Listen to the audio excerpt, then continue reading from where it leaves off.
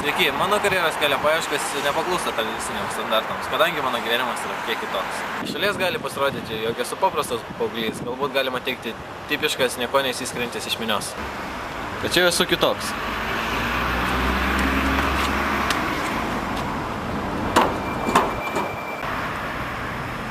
Kodėl? Todėl, kad turiu savitą pasaulėžiūrę, savęs nuostatą, savitą judėjimą bei savo nuomonę. Ko aš skiriuosi nuo įprastų paauglių daugumos, pamėginti spėti, ko aš galėčiau būti kitoks.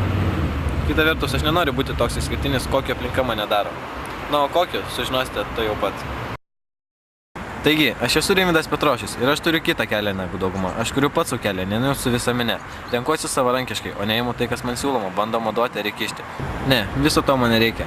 Visa tai jau išminti keliai, kurie seka dauguma žmonių. Ta dauguma, kuri mano žinantis, ko jie nori iš gyvenimo, mano žinantis, kokį gyvenimo kelią jiems reikia pasirinkti. Bet ar tikrai? Kiek teko bendrauti su draugais, kurie studijuoja, metė studijas, baigė studijas, nesvarbu.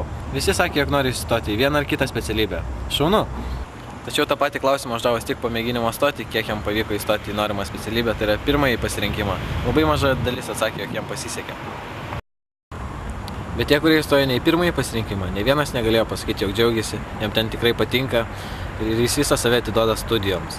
Na, bet žinoma, reikia pabaigti kažką, o tie baigusieji, kurie studijavo vien dėl diplomo, pagalvojo, va, šaunu, pagaliau aš pabaigsiu šitą reikalą. Gausiu darbą ir viskas bus gerai. Ne viskas taip paprasta, kadangi Lietuvoje apie 90% baigusiųjų negauna darbą pagal specialybę, tai ką jie dirba? Jie eina į statybos ar prekybos sektorius, tokius darbus, kuriuos dažniausiai priima net be išsilavinimo. Tuomet tie žmonės, kuriems sekėsi mokyti sunkiau, arba jie gal tiesiog nenorėjo mokytis šioje proftechninės mokyklas, baigė, tarkim, dirba statybos sektoriuje ir vadovauja žmonėm, kurie turi aukštą išsilavinimą. Taigi nemažas skaičius baigusių aukštąsias mokyklas turi tenkintis nekvalifikuotų darbų. Tai kelia didžiulės abejonės, kurios tikrai nepadeda Lietuvos universitetam pritraukti studentų. Abejotina švietimo sistemos kokybė sudaro paklausą, kuri netitinka pasiūlos. Tad kaip Lietuvos valstybė nori išlaikyti jaunus žmonės, jeigu ji negali jiems suteikti socialinių garantijų, kad jie baigę gaus darbą, galės įsigyti butą, susikurti čia savo gyvenimą. Tai vienas iš labiausiai atgrasančių dalykų Lietuvoje. Na dabar grįžkime prie manęs, palikime Lietuvos studijas. Taigi, kodėl mano kelias skiriasi negu daugumos mokinių baigusių mokyklas? Todėl, jog aš neketinu studijuoti.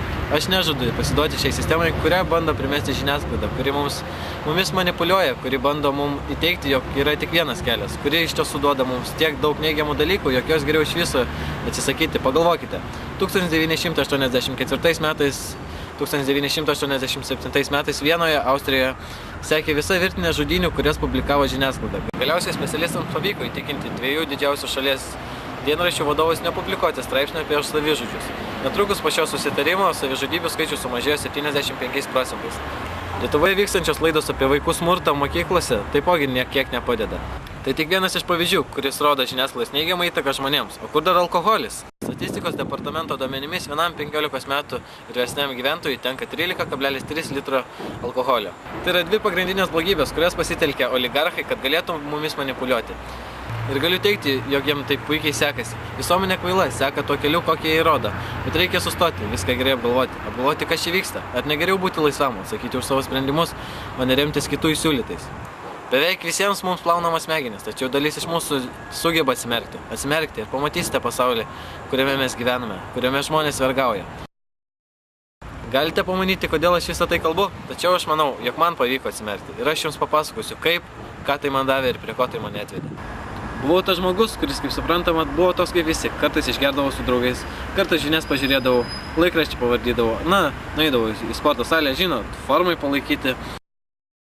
Iki tol, kol teko išmėginti kažką naujo. Visiška laisvė. Tai, ko žmogus šiuolaikinėje visuomenėje turi. Visa, kas atsidūrė prieš mane, visos kliūtis, man virto keliu.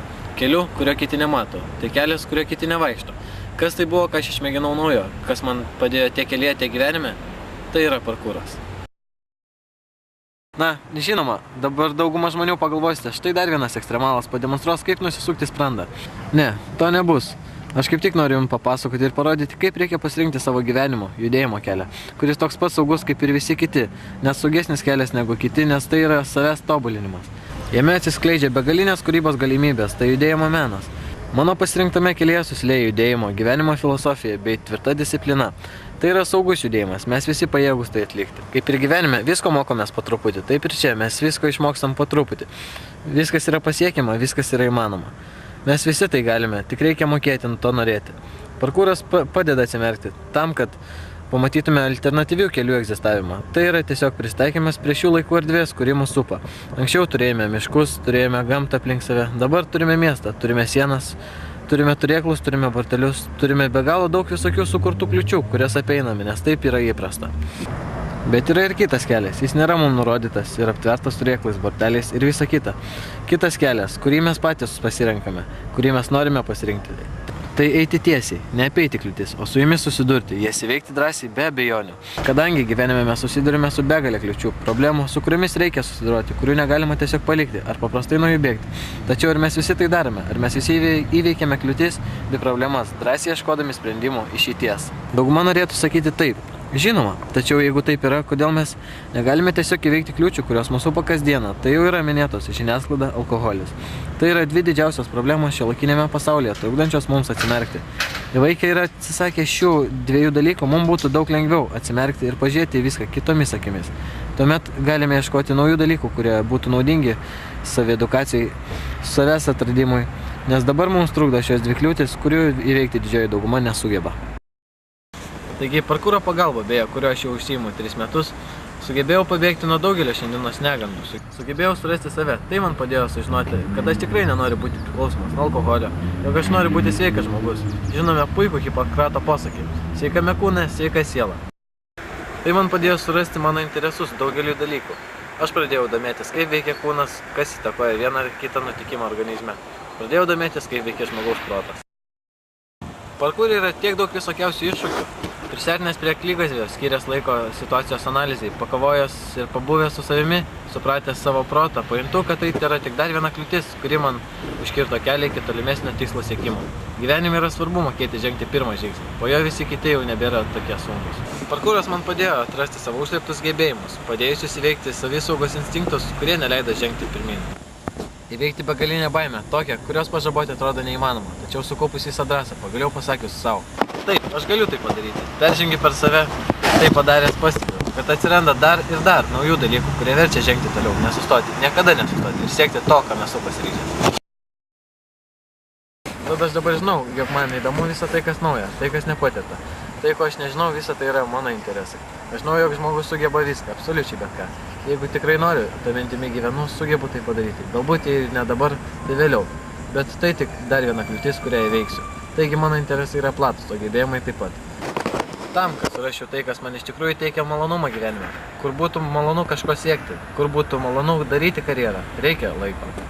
Kad pasiekčiau tai, ko aš noriu, man reikia laiko. Savo norus pažinsiu, keliaudamas po pasaulį, sutikdamas naujus žmonės, kultūras, išmėgindamas gebėjimus įvairiuose darbuose. Dabar aš žinau, kad noriu keliauti, pamatyti pasaulį, kaip gyvena kiti, iš ko gyvena, kas jiems teikia džiaugsmą, gauti potyrių, kurių negalėčiau gauti studijuodamas. Po kiek laiko pabuvęs įvairiuose šalyse, pažinęs įvairius žmonės, kalbas, aš galiausiai nuspręsiu, ką aš iš tikrųjų noriu studijuoti, kas mane stums į priekį. Aš darysiu tai, kas man nebus darbas, nebus studijos, tai bus tiesiog gyvenimas, kurio aš mėgausiuosi. Galbūt aš nuspręsiu, jog man iš viso nereikia studijų, nes jos man tiesiog nesugebės duoti to, ką aš galiu savarankiškai pasiekti. Gyvenimas parodys, ko man iš tikrųjų reikia. Pasitenkinimas gyvenimo maža dalimi priklauso nuo darbo pobūdžio. Nėra labai svarbu, ar esi bankininkas ar statybininkas. Viskas priklauso nuo tavęs paties. Visų pirma, nuo to ar mėgaujasi, ką darai, ar viską darai tik dėl pinigų, materialinių vertybių. Antra, nuo to, ar tavo gyvenimo tikslas atspindi tikrosius tavo norus. 1981 metais neurofiziologas Rodžeris Peris gavo Nobelio premiją už tai, kad rodė, jog mintis turi įtakos žmogaus likimui ir ateičiai. Taigi tai parodo, kad viskas priklauso nuo to, ko mes norime ir ar mums tikrai patinka tai, ką mes darome. Studijos praplėšia ir pagilina mūsų žinias, tačiau tai nėra vienintelis kelias, kurį mes galime rinktis. Yra alternatyvų, kitų variantų, kurie bus ne ką prastesni už studijas. Tad mano pasirinktame kelyje perspektyvų yra daug. Aš pasirinkau plėsti savo galimybės, žinias, kiek tai yra įmanoma. Man priimtinu keliu. Linkiu kiekvienam atrasti savo kelią. Prisiminti, jog tik pažinęs kliūtis gali pažinti laisvę. Susidūręs ir įveikęs kliūtis kelyje, drąsiai ir be problemų galėsite su jomis susidoroti ir gyvenime. Ieškokite savęs, kad ir kiek tai užtruktų. Geriau atrasti save vėliau, negu skubėti daryti tai, kas neteikia džiaugsmą, bet suteikia finansinę padėtį. Eikite ir minkite savo kelią. Nebėgite su banda jau išmintų keliu. Teisingasis kelias yra tas, kurį pasirinkate patys.